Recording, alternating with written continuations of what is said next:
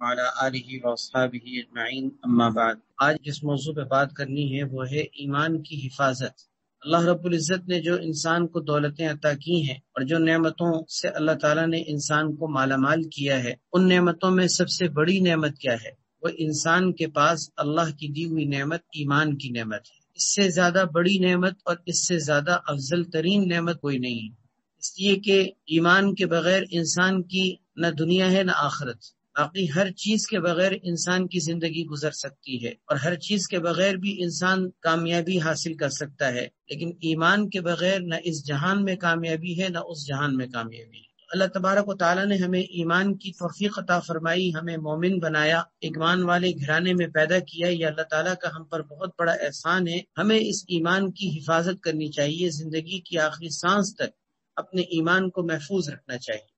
اور اس زمانے کے اندر، اس دور کے اندر، اس معاشرے کے اندر ایمان کی حفاظت کے لالے پڑ رہے ہیں، کیونکہ فتنوں کے دور میں خود اللہ کے نبی صلی اللہ علیہ وسلم نے ایمان کے فتنوں کے بارے میں آپ نے رہنمائی فرمائی ہے۔ چنانچہ آپ نے فتنوں کے دور میں اس بات کی نشاندہی فرمائی کہ انسان کا ایمان ایسا خطرے میں پڑ جائے گا کہ صبح کو انسان مومن ہوگا اور شام ہونے تک وہ کافر ہو جائے۔ شام کو مومن ہوگا، ایمان کی حالت میں وہ شام کر رہا ہوگا، لیکن صبح ہونے سے پہلے ایمان سے ہاتھ دھو بیٹھے گا۔ گویا کہ پتہ بھی نہیں چلے گا کہ دن کے ختم ہونے یا دن کے شروع ہونے سے پہلے انسان کا ایمان اس کے ہاتھ سے نکل جائے گا، اتنا ایمان خطرے میں پڑ جائے گا۔ اور آج ہم گرد و پیش میں اپنے معاشرے کا جائزہ لیں تو ہمیں یہ منظر اور یہ ماحول آہستہ آہستہ پھیلتا ہوا نظر آ رہا ہے۔ ایمان کے رہزن اور ایمان کے ڈاکو چاروں طرف پھیلتے ہوئے نظر آ رہے ہیں، اور ایسا ایمان کا فتنہ کھڑا ہو گیا ہے کہ آج اگر کوئی شخص ایمان کی حفاظت کا صحیح انتظام نہ کرے تو اسے پتہ بھی نہیں چلتا اور اس کا ایمان خطرے میں پڑ جاتا ہے۔ اس لیے آج کی نشست میں ہم ایمان کی حفاظت پر بات کریں گے کہ ایمان کی حفاظت ہم بھلا کیسے کر سکتے ہیں، ایمان کی حفاظت کا ہم کون سا طریقہ اختیار کر سکتے ہیں کہ جس کے ذریعے سے ہم اپنے اور اپنے بچوں اور اپنی نسلوں کے ایمان کو محفوظ کر سکیں۔ اللہ تبارک و تعالی ہم سب کے ایمان کی حفاظت فرمائے۔ ایمان کی حفاظت کے مختلف طریقوں میں سب سے پہلا طریقہ علماء نے یہ ذکر کیا ہے کہ حصول علم، یعنی علم حاصل کرنا، مستند ذرائع سے بقدر ضرورت علم حاصل کرنا یہ ضروری ہے، اور اتنا علم حاصل کرنا کہ جس کے ذریعے سے انسان کو یہ پتہ چل سکے کہ کیا چیز صحیح ہے، کیا چیز غلط ہے، کیا چیز حق ہے اور کیا چیز باطل ہے۔ یہ اس طرح سے ضروری ہے کہ جس کو ہم کہہ سکتے ہیں کہ فرض عین ہے۔ جیسے نماز پڑھنا فرض عین ہے، جیسے روزہ رکھنا فرض عین ہے، اسی طریقے سے ایمان کی حفاظت کے لیے اتنا علم حاصل کرنا کہ جس سے انسان کو اچھے برے کی تمیز ہو جائے، صحیح اور غلط کی پہچان ہو جائے، کھرا کھوٹا اسے معلوم ہو جائے، یہ بھی اس کے لیے ضروری ہے۔ مستند ذرائع سے علم دین حاصل کرنا، اس سے ایمان کی حفاظت اس طرح ہوتی ہے کہ انسان کو پتہ چلتا ہے کہ بنیادی اسلام کے عقائد کیا ہیں، وہ کون سی ایسی باتیں ہیں کہ جن کے اختیار کرنے سے انسان ایمان سے نکل جاتا ہے، وہ کون سی ایسی چیزیں ہیں کہ جن کا ارتکاب کرنے سے انسان کا ایمان خطرے میں پڑ جاتا ہے۔ یہ باتیں اگر کسی کو نہ پتہ ہوں اور کوئی شخص آ کر اس کے ایمان کے بارے میں اس کو فتنے میں مبتلا کرنا چاہے تو بہت آسانی سے اس کو مبتلا کر سکتا ہے اگر علم نہ ہو۔ اور اگر علم ہوگا تو جو شخص بھی آ کر آپ کو دھوکہ دینا چاہے گا وہ اپنے دھوکہ دینے میں انشاءاللہ ناکام ہوگا، اس لیے کہ آپ کے پاس علم دین کی روشنی ہے، کوئی آپ کو گمراہ نہیں کر سکتا۔ مثال کے طور پر خدا نخواستہ کوئی شخص اگر آ کر آپ کے سامنے الہ ہونے اور معبود ہونے کا دعویٰ کرے کہ میں خدا ہوں، تو آپ بتائیے کہ آپ اس کی خدائی کو تسلیم کریں گے؟ جیسے قرب قیامت کے اندر آپ کو پتہ ہے کتنا خطرناک فتنہ دجال کی صورت میں ظاہر ہوگا۔ وہ آ کر کیا کہے گا؟ وہ یہی تو کہے گا کہ میں تمہارا خدا ہوں۔ تو جو مومن ہوگا، سچا مخلص مومن ہوگا، جسے یہ پتہ ہوگا کہ اللہ وہ ذات ہے جس کے سوا کوئی معبود نہیں، اور اسے اس بات کا پتہ ہوگا کہ یہ دجال خدا نہیں ہو سکتا، تو وہ دجال سے یہ کہے گا کہ تم اگر معبود ہوتے، تم اگر خدا ہوتے تو اپنی آنکھ کو صحیح کر کے دکھا دو، اللہ تو ہر عیب سے پاک ہے، اللہ تو ہر عیب سے پاک ہے، تم اگر خدا ہو تو اپنی اس کانی آنکھ کو صحیح کر کے دکھاؤ۔ یہ بات اسے کیسے پتہ ہوگی؟ علم دین کی روشنی میں پتہ ہوگی نا۔ اگر علم دین اس کے پاس نہ ہوتا تو اسے یہ بات کیسے پتہ ہوتی کہ اللہ وہ ذات ہے جو عیب سے پاک ہے؟ اللہ کی ذات کے بے عیب ہونے کا جب اسے پتہ ہے تو وہ دجال کے منہ پر تھوک دے گا اور وہ یہ کہے گا کہ تم خدا نہیں ہو سکتے، اگر تم خدا ہوتے تو اپنے اس آنکھ کے عیب کو صحیح کر کے دکھا دو۔ اسی طریقے سے کوئی شخص اگر آ کر کسی کو دھوکہ دے اور کہے کہ میں خدا نہ خواستہ وہ یہ کہتا ہے کہ میں اللہ کا رسول ہوں، اور نبی علیہ الصلوۃ والسلام کے بعد وہ رسول ہونے کا دعویٰ کرے، تو مجھے بتائیے کہ اس کی رسالت کو کیا آپ تسلیم کر لیں گے؟ کیا اس کی نبوت کے دعوے پر آپ غور کریں گے؟ ہرگز نہیں۔ اس لیے کہ اگر آپ کو اس بات کا علم حاصل ہے، اگر آپ کو یہ بات پتہ ہے، اگر آپ کو یہ بات معلوم ہے کہ اللہ رب العزت نے جتنے انبیاء اور رسولوں کو بھیجنا تھا وہ سب کے سب اللہ بھیج چکے ہیں، اور نبی علیہ الصلوۃ والسلام پر نبوت اور رسالت ختم ہو چکی ہے، اب قیامت تک کوئی نبی نہیں آئے گا، اگر کوئی نبوت کا یا رسالت کا دعویٰ کرے تو وہ اپنے دعوے میں جھوٹا ہے۔ آپ کو یہ بات پتہ ہے، آپ کو یہ علم حاصل ہے، علم دین کی یہ روشنی آپ کے پاس موجود ہے، آپ اس علم کی روشنی میں اس کے نبی ہونے کا انکار کر دیں گے، آپ اس کو جھوٹا کہیں گے، آپ اس کو ملعون کہیں گے۔ کیوں؟ اس لیے کہ آپ کے پاس علم دین ہے۔ اگر علم دین نہ ہوتا تو آپ اس کی خدائی کو تسلیم کر لیتے۔ اسی طریقے سے کوئی شخص آپ کو ایمان کے بارے میں ایمان کی بنیادی چیزوں کے بارے میں دھوکہ دینا چاہے، آپ اس کی ایمانیات کے بارے میں بنیادی چیزوں کے بارے میں دھوکے کو تسلیم نہیں کر سکتے۔ کوئی تقدیر کا انکار کرے اور آپ کو تقدیر کے بارے میں شکوک و شبہات میں ڈالے اور کہے کہ جب تقدیر میں سب کچھ لکھا جا چکا ہے تو انسان کو عمل کی کیا ضرورت ہے، لہذا تقدیر وقدیر کوئی چیز نہیں، تقدیر پر ایمان لانا کوئی ضروری نہیں۔ آپ کو اگر اس طرح کوئی دھوکہ دینا چاہے، آپ اس کے دھوکے کو کیسے سمجھیں گے؟ آپ کو اگر علم دین ہوگا تو آپ کو یہ بات پتہ چل جائے گی کہ یہ غلط کہہ رہا ہے۔ بہرحال اس کی ہم مثالیں سوچتے چلے جائیں۔ مختصر بات یہ ہے، علم دین کی روشنی ایسی ہے جس کے ذریعے سے ایمان کی حفاظت کی جا سکتی ہے۔ کوئی شخص آپ کو آ کر دھوکہ نہیں دے سکتا، کسی سفید چیز کو کالا نہیں کہہ سکتا، وہ رات کو دن نہیں بتا سکتا، وہ حق کو باطل کہہ کر آپ کو دھوکہ نہیں دے سکتا، کیونکہ آپ کے پاس علم دین ہوگا۔ اس لیے بہرحال ایمان کی حفاظت کے لیے سب سے پہلا بنیادی طریقہ ہمیں اختیار کرنے کی ضرورت ہے کہ ہم علم دین حاصل کریں، مستند ذرائع سے علم دین کو حاصل کریں، خود بھی علم حاصل کریں، اپنے گھر والوں اور اپنے بچوں کے بارے میں بھی علم دین کے لیے فکر مند ہوں کہ علم دین کم سے کم اتنا حاصل ہمیں ہو جائے کہ کوئی شخص آ کر ہمیں دھوکہ نہ دے۔ علماء نے لکھا ہے علم دین حاصل کرنے کے 2 درجے ہیں، ایک ہے فرض عین اور ایک ہے فرض کفایہ۔ اتنا علم حاصل کرنا کہ جس سے حلال اور حرام کی پہچان ہو، صحیح اور غلط کی تمیز ہو اور پاکی ناپاکی کے مسائل کا پتہ چل جائے، اتنا علم حاصل کرنا تو فرض عین ہے، ہر مرد پر، ہر عورت پر، ہر مسلمان پر لازم ہے۔ اس کے بغیر انسان ظاہر ہے کہ وہ اپنے دین، اپنے ایمان، اپنے اسلام، اپنی شریعت کی حفاظت ہی نہیں کر سکتا۔ اتنا علم دین حاصل کرنا تو فرض عین ہے، جیسے کہ نماز فرض عین۔ البتہ بقدر ضرورت سے زائد علم حاصل کرنا اور اتنا علم حاصل کرنا کہ جس سے انسان دوسروں کے لیے رہنما بن جائے اور دوسروں کی رہنمائی کر سکے اور کسی کو مسئلہ بتا سکے اور لوگوں کا امام یا مقتدی اور پیشوا بن سکے، اتنا علم حاصل کرنا یہ فرض عین تو نہیں لیکن فرض کفایہ ہے۔ فرض کفایہ کیا مطلب؟ کہ کچھ لوگوں کا اتنا علم دین حاصل کرنا ضروری ہے، کیونکہ اگر کچھ لوگ بھی اتنا علم دین حاصل نہ کریں تو سب کا نقصان ہوگا۔ ظاہر ہے کہ پھر لوگوں کو کوئی مسئلہ بتانے والا نہیں ہوگا، لوگوں کی کوئی دین میں رہنمائی کرنے والا نہیں ہوگا، تو اس لیے کچھ لوگوں کا اتنا علم دین حاصل کرنا یہ فرض کفایہ ہے۔ انسان کو اللہ تعالیٰ توفیق دے آگے بڑھ کر اتنا علم حاصل کرے تو بہت نور علی نور ہے۔ اللہ تبارک و تعالیٰ ہمیں بھی توفیق دے دے، ہمارے بچوں کو بھی اللہ دین کے لیے اور علم دین کی روشنی کے لیے قبول کر لے۔ کسی کو اللہ تعالیٰ یہ نعمت عظمی عطا فرما دے تو بہت اعلیٰ درجے کی بات ہے، لیکن اگر کوئی نہیں بھی حاصل کر سکے تب بھی یاد رکھیں بقدر ضرورت علم دین، اتنا علم دین کے جس سے آپ اپنی زندگی کو اسلام کے مطابق گزار سکیں، اتنا علم دین حاصل کرنا آپ کے لیے فرض عین۔ بہرحال ایمان کی حفاظت کا پہلا ذریعہ اور ایمان کی حفاظت کا پہلا طریقہ یہ ہے کہ ہم مستند ذرائع سے علم دین کو حاصل کریں۔ یہاں میں یہ بات بھی واضح کرتے چلوں کہ دیکھیں، علم دین حاصل کرنا ہی صرف ضروری نہیں، بلکہ مستند ذرائع سے علم دین حاصل کرنا ضروری ہے۔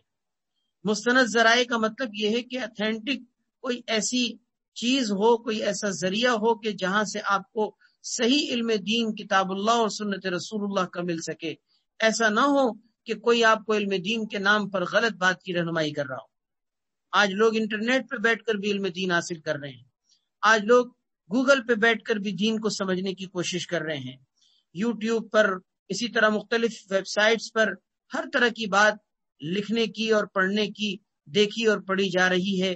یاد رکھیے، ہر بات سننے کی، ہر بات پڑھنے کی، ہر چیز دیکھنے کی نہیں ہوتی، اور بعض اوقات لوگ اسلام کے لبادے میں، تقوی کے لبادے میں، اسلامک اسکالر کے لبادے میں آ کر آپ کو دھوکہ دے رہے ہوں گے۔ یہ بھی قرب قیامت کا ایک فتنہ ہے۔ اللہ کے نبی صلی اللہ علیہ وسلم نے فتنوں کے دور میں اس بات کی نشاندہی فرمائی ہے کہ بعض لوگ اس طرح کے ہوں گے جو شیطان کے مشن پہ سرگرم ہوں گے اور لوگوں کو علم دین کے بارے میں غلط رہنمائی کر رہے ہوں گے۔ آپ صلی اللہ علیہ وسلم نے ایسے لوگوں سے بچنے کا حکم دیا ہے۔ اس لیے مستند ذرائع سے علم دین کو حاصل کریں، یعنی اس کا مطلب یہ ہے کہ قرآن پاک، حدیث رسول صلی اللہ علیہ وسلم کا جو علم ہے، اس علم کی روشنی میں دین کو سمجھیں۔ تو ایک تو طریقہ یہ ہو گیا ایمان کی حفاظت کا کہ ہم علم دین حاصل کریں۔ دوسرا طریقہ یہ ہے کہ ایمانی زندگی گزارنا، ایمان کے تقاضوں کو پورا کرنا، یہ بھی ایمان کی حفاظت کا ایک بہت اہم ذریعہ اور طریقہ ہے کہ ہم اپنے ایمان کی اگر حفاظت چاہتے ہیں تو ہم اپنے ایمان کے تقاضوں کو پورا کریں۔ اس سے ایمان محفوظ بھی رہتا ہے، اس سے ایمان ترقی بھی کرتا ہے۔ ایمان میں ترقی بھی ہوتی ہے، ایمان کی حفاظت بھی ہوتی ہے۔ اس کی مثال سمجھیں، جیسے کوئی شخص اگر صاحب ایمان ہے، مومن ہے، کلمہ گو ہے، لیکن نماز نہیں پڑھتا، وہ بد نظری کرتا ہے، جھوٹ بولتا ہے، وہ غیبت کرتا ہے، زنا کرتا ہے، چوری کرتا ہے، قتل کرتا ہے، وہ گانے سنتا ہے، اللہ اور اس کے رسول کی نافرمانیاں کرتا ہے، تو ایسے شخص کا ایمان خطرے میں ہے۔ ظاہر ہے کہ جب ایمان کے تقاضے پورے نہیں کیے جا رہے تو اس کا ایمان خطرے میں ہے۔ اگرچہ ان گناہوں کی وجہ سے انسان کا ایمان ختم نہیں ہوتا اور انسان کسی گناہ کرنے سے نہیں ہوتا، لیکن اگر مسلسل انسان گناہوں والی زندگی کو اپنائے اور گناہوں والی زندگی کو مسلسل اختیار کرے تو ایمان کا جو نور ہے، ایمان کی جو روشنی ہے، ایمان کے جو انوارات ہیں، وہ آہستہ آہستہ مدھم ہوتے چلے جاتے ہیں، اور خطرہ اس بات کا ہوتا ہے کہ کہیں ایمان اس کے ہاتھ سے نکل ہی نہ جائے۔ بخاری شریف کی روایت ہے، اللہ کے نبی صلی اللہ علیہ وسلم نے فرمایا، لا یزنی الزانی حین یزنی وہو مؤمن، زنا کرنے والا جب زنا کرتا ہے تو عین زنا کے وقت میں وہ مومن نہیں ہوتا۔ قتل کرنے والا عین جس وقت قتل کر رہا ہوتا ہے اس قتل کرنے کے وقت میں وہ مومن نہیں رہتا۔ چوری کرنے والا چوری کرتے ہوئے جس وقت وہ چوری کر رہا ہوتا ہے اس وقت وہ مومن نہیں رہتا۔ خیانت کرنے والا جس وقت وہ خیانت کر رہا ہوتا ہے اس وقت وہ مومن نہیں ہوتا۔ لوٹ مار کرنے والا جس وقت لوٹ مار کر رہا ہوتا ہے اس وقت وہ مومن نہیں ہوتا۔ یہ سارے الفاظ خود حدیث میں موجود ہیں، بخاری میں، مسلم میں یہ حدیث موجود ہے۔ آپ صلی اللہ علیہ وسلم نے ان مختلف گناہوں کے بارے میں اس حقیقت کو واضح کیا کہ جب یہ گناہ کرنے والے اس گناہ میں لگے ہوئے ہوتے ہیں تو عین اس گناہ کے کرنے کے وقت میں وہ مومن نہیں ہوتے، عین اس گناہ کے وقت میں وہ مومن نہیں ہوتے۔ مومن نہ ہونے کا کیا مطلب ہے؟ حضرت عبداللہ ابن عباس رضی اللہ تعالیٰ عنہ سے کسی نے پوچھا کہ ان کے مومن نہ ہونے کا کیا مطلب ہے اور ایمان کے ان کے ہاتھ سے نکل جانے کا کیا مطلب ہے؟ حضرت عبداللہ ابن عباس رضی اللہ تعالیٰ عنہ نے فرمایا کہ اس طرح سے ایمان ان کے اندر سے نکل جاتا ہے، یہ کہتے ہوئے انہوں نے اپنے ہاتھ کی انگلیوں کو ایک دوسرے میں داخل کیا اور پھر انگلیوں کو ایک دوسرے سے الگ کر دیا۔ انہوں نے ہاتھ کی انگلیوں کو ایک دوسرے میں داخل کرنے کے بعد ان انگلیوں کو ایک دوسرے سے الگ کر دیا اور فرمایا کہ اس طرح سے ایمان ان سے الگ ہو جاتا ہے۔ یہ بتانے کے لیے، سمجھانے کے لیے انہوں نے ایک حسی مثال کے ذریعے سے یہ سمجھایا کہ دیکھو ایمان اس طریقے سے ان سے نکل جاتا ہے، اور اس کے بعد جب وہ اس گناہ کو کرنے کے بعد فارغ ہوتے ہیں، اور جب وہ اس گناہ کو کر کے فارغ ہو جاتے ہیں تو ایمان پھر اس طریقے سے ان کے اندر داخل ہو جاتا ہے جیسے کہ انہوں نے اپنے ہاتھ کی انگلیوں کو ایک دوسرے میں داخل کر دیا۔ یہ بتانے کے لیے، سمجھانے کے لیے کہ گناہ کی وجہ سے عین گناہ کے وقت میں انسان کا ایمان اس سے اس طرح سے نکل جاتا ہے۔ امام بخاری رحمۃ اللہ علیہ نے اس حدیث کا مطلب یہ ذکر کیا ہے کہ ایمان کا نور اس سے نکل جاتا ہے، یعنی اس کا ایمان مکمل نہیں رہتا عین اس گناہ کے وقت میں جب وہ گناہ کر رہا ہوتا ہے۔ آپ ذرا سوچئے کہ کتنے خطرے کی بات نہیں ہے کہ اگرچہ تھوڑی دیر کے لیے ایمان نکلا، اگرچہ مختصر سے وقت کے لیے ایمان اس سے جدا ہوا، لیکن یہ کتنے خطرے کی بات ہے کہ جس وقت وہ گناہ کر رہا ہے ایمان اس سے نکل کر الگ ہو گیا۔ کتنی خطرے کی بات۔ آپ سوچیں ذرا، اگر عین اس وقت میں جس وقت وہ گناہ کر رہا ہے خدا نخواستہ اگر اس کی جان نکل جائے، اس کی موت کا وقت آ جائے، تو وہ کس حالت میں دنیا سے جا رہا ہوگا، وہ کس حالت میں اللہ رب العزت کا سامنا کرے گا۔ ذرا سوچے تو صحیح، انسان کے رونگٹے کھڑے ہو جاتے ہیں۔ کیا ایمان کے اس طرح سے نکلے ہوئے ہونے کی حالت میں وہ دنیا سے جائے گا؟ ایک اور روایت میں ہے کہ گناہ کی حالت میں جس وقت انسان زنا یا چوری وغیرہ کر رہا ہوتا ہے، عین گناہ کی حالت میں ایمان اس سے نکل کر سائبان کی طرح اس کے سر پر مسلط ہوتا ہے، یعنی سائبان چھت کی طرح، تو ایمان اس طرح سائبان کی طرح اس کے سر پر آ جاتا ہے۔ جب وہ گناہ کر کے فارغ ہو تو ایمان اس کے اندر داخل ہو جاتا ہے، اور جب وہ گناہ کر رہا ہوتا ہے تو ایمان سائبان کی طرح اس کے اندر سے نکل چکا ہوتا ہے۔ بہرحال اس حدیث سے ہمیں یہ بات معلوم ہوئی کہ عین گناہ کی وجہ سے، عین گناہ کے وقت میں، گناہ کی حالت میں انسان کا ایمان اس سے نکل جاتا ہے۔ اسی لیے ڈرنا چاہیے اور انسان کو اپنے بارے میں بہت محتاط رہنا چاہیے اور گناہوں سے بچنا چاہیے، خاص طور پر کبیرہ اور بڑے بڑے گناہوں سے انسان کو اپنے آپ کو بچا کر رکھنا چاہیے، تاکہ ایسا نہ ہو کہ ہمارے ایمان کے لالے پڑ جائیں۔ یاد رکھیے، ایمان کے 3 اجزاء ہیں، یہ بڑی اہم کام کی بات ہے۔ ایمان کے بنیادی طور پر 3 اجزاء ہیں، ان تینوں چیزوں کے مجموعے کو ایمان کہتے ہیں۔ ایک ہے زبان کا اقرار، جس کو اقرار باللسان کہا جاتا ہے۔ ایک ہے تصدیق بالجنان، یعنی اپنے قلب کے ذریعے سے کسی چیز کو ماننا، تسلیم کرنا۔ تیسری چیز ہے عمل بالارکان، اپنے اعضاء و جوارح کے ذریعے سے عمل کرنا۔ زبان کا اقرار، جیسے کوئی کلمہ پڑھ کر اپنے مومن ہونے کا اظہار کرے، یہ ایمان کے لیے لازمی ہے۔ اسی طریقے سے تصدیق بالجنان، دل کی تصدیق، یعنی اپنے دل سے ایمان کو تسلیم کرنا، اللہ کی وحدانیت کو تسلیم کرنا، نبی علیہ الصلوۃ والسلام کی رسالت کو دل سے تسلیم کرنا، یہ ایمان کا جز ہے۔ اسی طریقے سے تیسری چیز عمل بالارکان، یعنی اپنے اعضاء و جوارح سے ایمانی زندگی گزارنا، ایمان کے تقاضوں کو پورا کرنا۔ ان تینوں چیزوں کے مجموعے کو ایمان کہتے ہیں۔ اگر کوئی شخص زبان سے اقرار نہ کرے، دل سے مومن ہے، ایمان لائے، توحید پر، رسالت پر، آخرت پر، قیامت کے دن پر، ساری چیزوں پر وہ ایمان رکھتا ہے، لیکن زبان سے اقرار نہیں کرتا، کوئی اس سے پوچھے تو وہ اپنے مومن ہونے کا اظہار بھی نہیں کر رہا، زبان سے کلمہ بھی نہیں پڑھ رہا، ساری زندگی اگر وہ اس حالت میں گزارے اور اس کے مومن ہونے کا اس کی زبان سے ہمیں پتہ ہی نہ چلے، تو اس کے مرنے کی صورت میں اس کے ساتھ کافروں جیسے سلوک کیا جاتا ہے۔ اس کی تدفین یا تکفین اسلامی طریقے کے مطابق یا اس کی تدفین کسی مسلمانوں کے قبرستان میں نہیں ہوتی، اس لیے کہ دنیا میں اس کے اوپر ایمان کے احکام جاری ہونے کے لیے زبان کا اقرار ضروری تھا، اور اس نے زبان سے اقرار کیا ہی نہیں۔ اس سے جب بھی پوچھا جاتا ہے ایمان کے بارے میں تو وہ اپنے مومن ہونے کو تسلیم ہی نہیں کرتا تھا، وہ اپنی زبان سے کلمے کا اظہار ہی نہیں کرتا تھا۔ یہ ایمان کے لیے ضروری ہے، زبان کا اقرار۔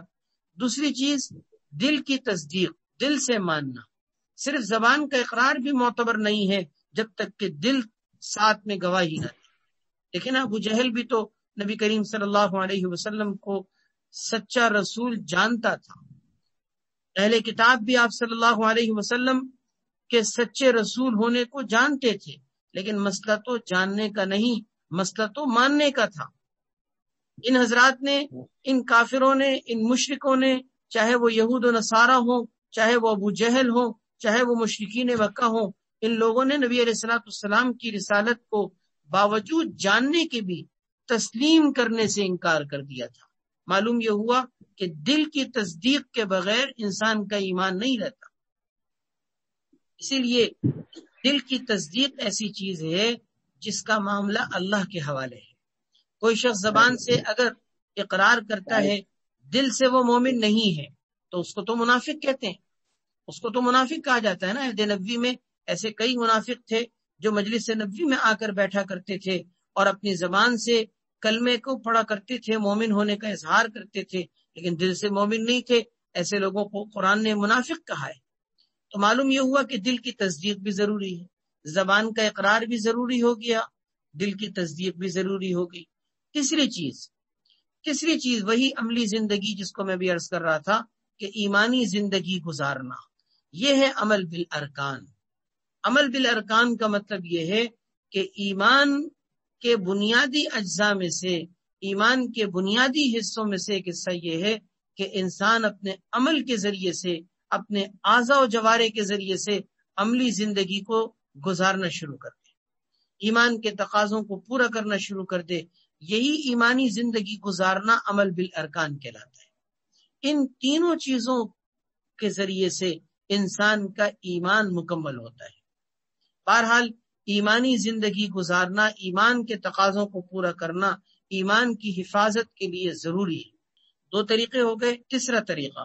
تیسرا طریقہ ایمان کی حفاظت کے لیے یہ ہے کہ انسان بری صحبت سے بچے، بری صحبت سے، ایسی صحبت جو صحبت اس کے لیے ایمان کے اعتبار سے نقصان دے۔ بہت سے ایسے دوست ہوتے ہیں، ایسی گیدرنگ ہوتی ہے انسان کی جو ایمان کے بارے میں شکوک و شبہات پیدا کر رہے ہوتے ہیں۔ ایسے لوگ ہوتے ہیں نا معاشرے کے اندر، آپ نے نعوذ باللہ من ذالک، اللہ ہم سب کو ایسی بری صحبت سے محفوظ رکھے۔ آپ نے دیکھا ہوگا بعض لوگوں کے اندر ایمان کے بارے میں شکوک و شبہات ایسے ہوتے ہیں کہ ان کے ساتھ بیٹھنے والوں کے اندر بھی وہ زہریلے قسم کے اور فاسد قسم کے جراثیم منتقل ہونے لگتے ہیں۔ ایسے لوگوں کے پاس بیٹھ کر انسان کو ایمانیات میں شک اور شبہ پیدا ہونے لگتا ہے۔ اللہ کی توحید، نبی علیہ السلام کی رسالت، مرنے کے بعد دوبارہ زندہ ہونا، جنت کے بارے میں، دوزخ کے بارے میں، تقدیر کے اچھے برے ہونے کے بارے میں، حساب اور کتاب کے بارے میں، عذاب اور ثواب کے بارے میں، انسان کو ان چیزوں میں شک پیدا ہونے لگتا ہے۔ کیوں؟ اس لیے کہ اگلے بندے کے اندر وہ زہریلے قسم کے جراثیم تھے جو اس کی گفتگو کے ذریعے سے، اس کے ساتھ بیٹھنے کے ذریعے سے آپ کے اندر منتقل ہونے شروع ہو گئے۔ ایسے برے دوستوں کی صحبت سے اپنے آپ کو اور اپنے بچوں کو بہت دور رکھیں، اس لیے کہ جو ایمان کے فتنہ پرور لوگ ہیں وہ صرف خود فتنے میں نہیں پڑتے، وہ دوسروں کو بھی فتنے میں مبتلا کر دیتے ہیں۔ ترمذی شریف کی روایت ہے، المرء علی دین خلیلہ، انسان، اللہ کے نبی صلی اللہ علیہ وسلم فرماتے ہیں کہ انسان اپنے دوست کے دین پر ہوتا ہے، انسان اپنے دوست کے دین پر ہوتا ہے۔ فَلْيَنْظُرْ أَحَدُكُمْ مَنْ يُخَالِلْ، لہذا تم میں سے ہر شخص کو چاہیے کہ وہ دیکھ لے، اچھے طریقے سے پرکھ لے کہ وہ کس کو دوست بنا رہا ہے، وہ کس کے ساتھ دوستی کر رہا ہے، وہ کس کے ساتھ اپنے تعلقات کو قائم کر رہا ہے۔ اسے خوب سوچ لینا چاہیے، پرکھ لینا چاہیے۔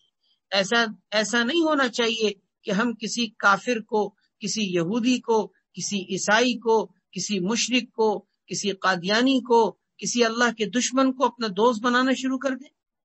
یہی وجہ ہے کہ آپ قرآن کریم اٹھا کر دیکھیں، آپ کو جگہ جگہ یہ بات نظر آئے گی۔ اللہ تعالیٰ نے قرآن کریم میں یہود و نصارہ سے دوستی رکھنے سے منع کیا، یہود و نصارہ سے دوستی کرنے سے منع کیا، کافروں کو اپنا دوست بنانے سے منع کیا۔ لا تتخذوا اليهود والنصارى اولیاء، اے ایمان والو یہود و نصارہ کو اپنا دوست مت بناؤ۔ لا يتخذ المؤمنون الكافرین اولیاء من دون المؤمنین، ایمان والوں کو چاہیے کہ وہ مومنوں کو چھوڑ کر کافروں کو اپنا دوست مت بنائے۔ انما ولیکم اللہ ورسولہ والذین آمنوا، اے ایمان والو تمہارا دوست تو اللہ ہے، تمہارا دوست تو ایمان والے ہیں، تمہارا دوست تو اللہ کا رسول ہے۔ اس سے معلوم ہوا کہ برے دوستوں کے بنانے سے بری صحبت سے انسان کو بچنا چاہیے، ورنہ انسان کا ایمان خطرے میں پڑ جاتا ہے۔ یہی تو وجہ ہے کہ اللہ تعالیٰ نے ہمیں برے دوستوں میں بدترین جو برے دوست ہیں، یعنی کافر، یہود و نصارہ اور مشرکین، اس طرح کی دوستیاں قائم کرنے سے اللہ نے ہمیں منع کر دیا، کیونکہ تم اگر ان سے دوستیاں قائم کرو گے تو تمہارا ایمان خطرے میں پڑ جائے گا۔ تو جس طریقے سے کافروں سے دوستی کرنے سے ہمیں منع کیا گیا ہے، اسی طریقے سے جو کافروں کے نقش قدم پر چل رہے ہیں، مسلمان ہونے کے باوجود فسق و فجور کی زندگی کو اپنا رہے ہیں، اللہ کی نافرمانی اور معصیت اور اللہ رب العزت کی نافرمانی والی زندگی کو گزار رہے ہیں، ایسے برے دوستوں سے بھی اپنے ایمان کو بچا کر رکھنا ضروری ہے، کیونکہ جس طرح کافروں کی صحبت میں بیٹھ کر انسان کا ایمان خطرے میں پڑ جاتا ہے، اللہ کے نافرمان بندوں اور فاسق اور فاجر قسم کے لوگوں کے ساتھ بیٹھنے کی وجہ سے بھی انسان کا ایمان خطرے میں پڑ جاتا ہے۔ تو بری صحبت سے بچیں، برے دوستوں سے بچیں، بری گیدرنگ سے بچیں، برے ماحول سے بچیں، بری مجلسوں میں بیٹھنے سے بچیں، بری محفلوں میں جانے سے بچیں، اس لیے کہ ان بری محفلوں، بری مجلسوں میں بیٹھ کر انسان کا ایمان خطرے میں پڑ جاتا ہے۔ اور اسی بری صحبت کی ایک بدترین شکل آج ہمارے معاشرے کے اندر وہ الیکٹرانک اور پرنٹ میڈیا ہے، اسکرین کے فتنے ہیں، انٹرنیٹ کے فتنے ہیں، کہ انسان بری صحبت کی ایسی بدترین شکل میں آج مبتلا ہوتا ہے کہ فزیکلی طور پر، جسمانی طور پر اس کے لیے گھر سے نکل کر کسی کے پاس بیٹھنا ضروری نہیں، کسی برے دوست کے پاس جا کر بیٹھنا، اس کی صحبت میں رہنا ضروری نہیں، آپ گھر کے اندر بیٹھ کر بھی، اپنے بیڈ روم میں رہتے ہوئے بھی، اپنے گھر کی چار دیواری کے اندر رہتے ہوئے بھی، آپ اسکرین کے ذریعے سے، آپ انٹرنیٹ کے ذریعے سے، آپ میڈیا کے ذریعے سے صحبت کی بدترین شکل کا شکار ہو سکتے ہیں۔ آپ کو پتہ ہی نہیں چلے گا، آپ ہر چیز اگر دیکھنا شروع کر دیں، ہر چیز کو پڑھنا شروع کر دیں، ہر سامنے آنے والی چیز کو دیکھنا شروع کر دیں، تو آپ کو پتہ بھی نہیں چلے گا کہ اس اسکرین کے ذریعے سے کس طرح کے جراثیم آپ کے ذہن اور دل و دماغ میں انجیکٹ کیے جا رہے ہوں، کس طریقے سے آپ کو گھر بیٹھے بیٹھے آپ کو اسلام سے برگشتہ کیا جا رہا ہوگا، آپ کو اسلام کے بارے میں شکوک و شبہات کا شکار کیا جا رہا ہوگا، آپ کو پتہ بھی نہیں چلے گا، اور آپ کا ایمان خطرے میں پڑ جائے گا۔ آج مسلمان گھرانوں میں پیدا ہونے والے لوگ، مسلمان ماں باپ کے گھروں میں پیدا ہونے والے، مسلمان خاندان سے تعلق رکھنے والے لوگ بعض اوقات اتنے زہریلے قسم کے جراثیم اپنے دل و دماغ کے اندر اتار چکے ہوتے ہیں، اس میڈیا کے ذریعے سے، اس الیکٹرانک اور پرنٹ میڈیا کے ذریعے سے اپنے دل و دماغ کو اتنا گندا کر چکے ہوتے ہیں کہ ان کے ساتھ بیٹھ کر، ان کے ساتھ بات کر کے انسان کو یہ شک ہو جاتا ہے، اور یہ سوچنے پہ انسان مجبور ہو جاتا ہے کہ پتہ نہیں یہ بندہ مسلمان بھی ہے کہ نہیں۔ ایسی زہریلی قسم کی باتیں ایمان کے بارے میں، اسلام کے بارے میں، شریعت کے بارے میں، قرآن کے بارے میں، پردے کے بارے میں، داڑھی کے بارے میں، نماز کے بارے میں، سود کے بارے میں، ان چیزوں کے بارے میں آپ کو ایسے لوگ گفتگو کرتے ہوئے ملیں گے کہ آپ حیران ہو جائیں گے کہ یہ بندہ مسلمان بھی ہے کہ نہیں۔ نماز کا لوگ مذاق اڑا رہے ہیں، کہتے ہیں کہ جی نماز پڑھنا ضروری نہیں، انسان کے اخلاق اچھے ہونے چاہیے، اگر ہم نماز پڑھیں تو تجارت کیسے کریں گے، ہم 5 ٹائم کی نماز پڑھیں تو کاروبار کیسے چلے گا، ہم جھوٹ نہ بولیں تو ہماری تجارت کیسے چلے گی، نعوذ باللہ من ذالک۔ پردے کو لوگوں نے مذاق بنایا ہوا ہے، اور عورت کو اس کی وجہ سے، پردے کی وجہ سے سمجھا جاتا ہے کہ شاید اسلام نے قید کر دیا، اسلام نے عورت کی زندگی کو اجیرن بنا دیا، کہ جب دیکھو پردے کی بات کی جا رہی ہے، حجاب کی بات کی جا رہی ہے، نامحرموں کے سامنے آنے سے منع کیا جا رہا ہے۔ اس طرح کی باتیں مسلمانوں کی زبان سے نکل رہی ہیں۔ لوگ سود کو جائز قرار دینے کے در پہ ہیں۔ آپ نے اس طرح کے لوگ دیکھے ہوں گے جو آج کے موجودہ زمانے کے سود کو جائز قرار دینے کے بارے میں باتیں کر رہے ہوتے ہیں، داڑھی کے بارے میں باتیں کر رہے ہوتے ہیں، پردے کے بارے میں باتیں کر رہے ہوتے ہیں، کہتے ہیں داڑھی رکھیں گے تو کاروبار کیسے کریں گے، ملازمت کیسے ملے گی، رشتے کیسے آئیں گے، نعوذ باللہ من ذالک۔ ایسا ایمان خطرے میں پڑ گیا ہے۔ آپ ذرا سوچیں، ایسی صحبت میں اگر ہم رہیں اور ایسے لوگوں کے ساتھ اٹھے بیٹھیں، ایسے لوگوں کو ہم دیکھیں اور پڑھیں، تو ہمارا تو دل و دماغ خود گندا ہو جائے گا۔ ہمیں ایسے لوگوں کی صحبت سے اپنے آپ کو بچانا ہے۔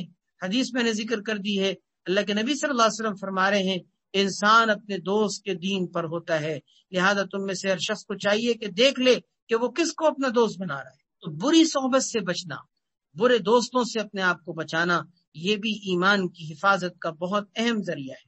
ایمان کی حفاظت کے یہ 3 طریقے آج کی مجلس میں ذکر کیے گئے ہیں۔ ایک طریقہ حصول علم، یعنی علم حاصل کرنا مستند ذرائع سے۔ دوسرا طریقہ یہ ذکر کیا گیا ہے ایمانی زندگی گزارنا، ایمان کے تقاضوں کو پورا کرنا۔ اور تیسرا طریقہ یہ ذکر کیا گیا ہے کہ بری صحبت سے اپنے آپ کو بچانا، کیونکہ بری صحبت کے نتیجے میں بھی انسان کے ایمان کے لالے پڑ جاتے ہیں۔ اللہ تبارک و تعالی ہمیں ان تینوں طریقوں کو اپنانے کی توفیق دے۔ مزید کچھ ایمان کی حفاظت کے طریقے ہیں، انشاءاللہ اگلی نشست میں وہ ذکر کیے جائیں گے۔ اللہ ہم سب کا حامی و ناصر ہو۔ اللہ ہم سب کو اپنے اس ایمان کی عظیم نعمت اور دولت کی قدر کرنے کی توفیق عطا فرمائے۔ ساری زندگی، موت تک، زندگی کی آخری سانس تک اللہ ہمیں اس دولت کی حفاظت کی توفیق عطا فرمائے، اور اللہ ہم سب کو دنیا سے ایمان کی حالت میں جانے کی توفیق عطا فرمائے، کیونکہ اس سے بڑی کوئی کامیابی نہیں کہ انسان دنیا سے ایمان لے کر جائے، اور اس سے بڑی کوئی ناکامی نہیں کہ انسان دنیا سے ایمان سے محروم ہو کر جائے۔ اللہ ہم سب کو اس دولت کی قدر کرنے اور اس کی حفاظت کرنے کی توفیق عطا فرمائے۔ وآخر دعوانا ان الحمدللہ رب العالمین۔ اب دعا فرما لیں۔ جو کچھ کہا سنا گیا اللہ ہم سب کو اس پر عمل کی توفیق عطا فرمائے۔ الحمدللہ رب العالمین والعاقبۃ للمتقین والصلاۃ والسلام علی سید الانبیاء والمرسلین وعلی آلہ واصحابہ اجمعین۔ یا اللہ تیرا شکر ہے، احسان ہے، کرم ہے، فضل ہے، تو نے ہمیں یہاں پر دین کی نسبت سے جمع ہونے کی توفیق عطا فرمائی۔ اللہ ہماری اس محفل کو، اس مجلس کو اپنی بارگاہ میں قبول فرما، اپنی شان کے مطابق دنیا میں بھی آخرت میں بھی اس کا اجر و ثواب اور اس کے بہتر سے بہتر نتائج ہم سب کو نصیب فرما۔ اے اللہ جو لوگ محبت کے ساتھ، عقیدت کے ساتھ، شوق اور رغبت کے ساتھ اس محفل میں، اس مجلس میں شریک ہوتے ہیں، اللہ اپنے فضل و کرم سے ان سب کے مقاصد میں انہیں کامیابی نصیب فرما، سب کو ہدایت کا نور نصیب فرما، سب کے ایمان کی حفاظت فرما، ایمانی زندگی گزارنے کی توفیق عطا فرما، ایمان کے تقاضوں کو پورا کرنے کی توفیق عطا فرما۔ یا اللہ سب کو ان کے تمام مسائل میں یا اللہ عافیت نصیب فرما، سب کی پریشانیوں کو دور فرما، سب کی تکلیفوں کو دور فرما۔ اے اللہ ہماری اس مجلس کو ہم سب کے لیے ہدایت پر آنے کا ذریعہ بنا۔ یا اللہ ہم سب کو دنیا اور آخرت کی کامیابی نصیب فرما۔ ماحول و معاشرے کے اندر جتنی گندگیاں پھیل رہی ہیں اور جتنی گندگیاں پھیل چکی ہیں یا جتنی گندگیاں آئندہ پھیلنے والی ہیں، اللہ ان تمام گندگیوں سے، ان تمام فتنوں سے اور ان تمام فتنوں کی شکلوں سے ہم سب کی، ہمارے بچوں کی، ہمارے گھر والوں کی، ہماری آنے والی قیامت تک کی نسلوں کی بھی یا اللہ حفاظت فرما۔ یا اللہ ایمان کے آج فتنہ پرور ڈاکو رہزن چاروں طرف گھوم رہے ہیں اور ایمان پر ڈاکے ڈال رہے ہیں، اللہ تو ایسے ماحول میں، اللہ تو ایسے فتنوں کے دور میں ہم سب کے ایمان کی حفاظت فرما۔ اللہ تو نے یہ دولت عطا فرمائی ہے زندگی کی آخری سانس تک، مرتے دم تک، اس دولت کو اب ہم سے کبھی چھین نہ لینا، ہمارے گناہوں کی وجہ سے، ہماری نافرمانیوں کی وجہ سے اللہ ہمیں اپنی اس نعمت سے محروم نہ فرمانا۔ اللہ ہمیں اس نعمت کی حفاظت کی توفیق عطا فرما، مرتے دم تک ہمیں ایمان پر قائم دائم فرما۔ اے رب کریم اپنے فضل و کرم سے ہمارے دلوں میں موجود ہر نیک جائز حاجت اور خواہش کو پورا فرما۔ یا اللہ ہمارے جو اس مجلس میں شریک ہونے والے ہیں، جو احباب یا اللہ اس مجلس میں شریک ہیں، اللہ ان کے دلوں میں جو حاجتیں ہیں، جو نیک تقاضے ہیں، جو نیک تمنائیں ہیں، یا اللہ جو نیک آرزویں ہیں، یا اللہ ان کو پائے تکمیل تک پہنچا دیجئے، سب کو ان کے مقاصد میں کامیابی نصیب فرما دیجئے، سب کی تمام حاجتوں کو پورا فرما، سب کے تمام مسائل کو حل فرما، سب کی پریشانیوں کو دور فرما، اور سب کی تمام نیک دعاؤں کو اپنی بارگاہ میں قبول فرما۔ سبحان ربک رب العزت عما یصفون وسلام علی المرسلین والحمد للہ رب العالمین برحمتک یا ارحم الراحمین۔